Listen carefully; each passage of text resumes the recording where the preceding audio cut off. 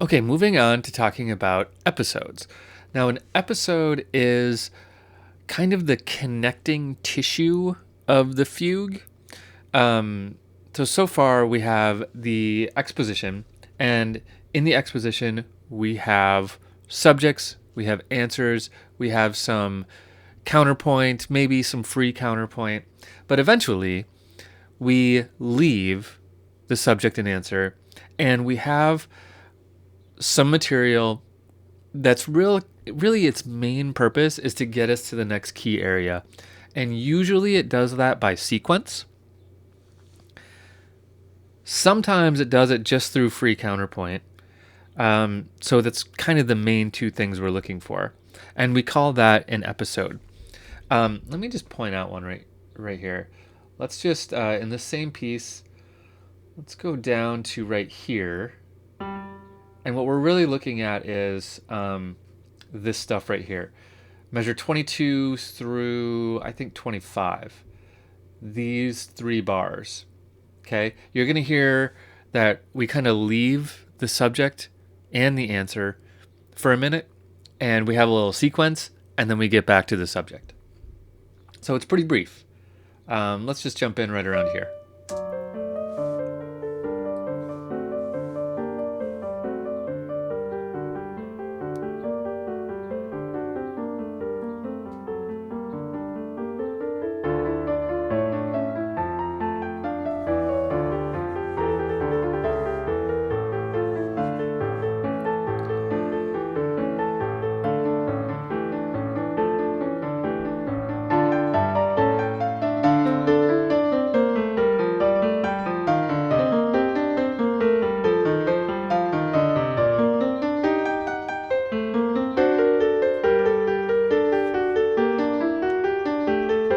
Okay, and then we're right back into the subject again here, right? So we would call these 3 measures an episode. Now, an episode could be short and it can be long. Okay, so let's talk about just a couple other key elements of the episode. The main factor of an episode is that it leaves the subject. We don't have any kind of real trace of the subject in it necessarily, although it might be based on like one little riff in the subject, something that might connect it, but more or less we've completely left the subject. It's usually a sequence. Sometimes there are 2 sequences.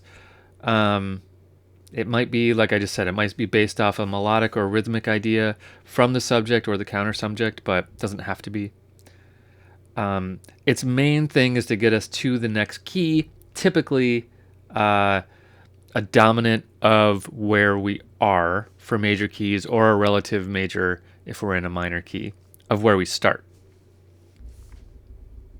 So once we get there, once we've kind of established a new key with the episode, we typically get the subject again, either by itself or with an answer.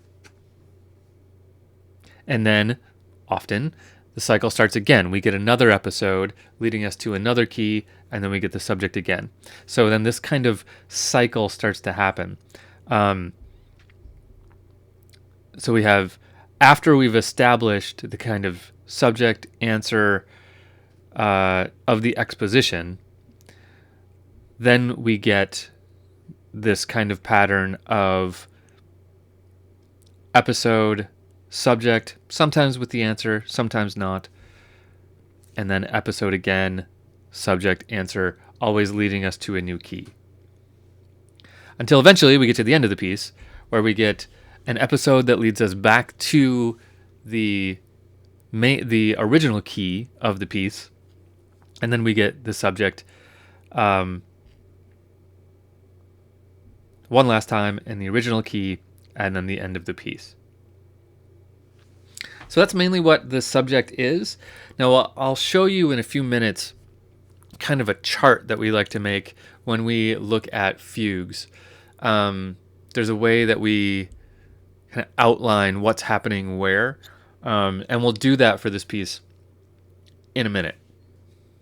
But for now, let's dive into this little episode and see if we can find the sequence and exactly what it's doing here.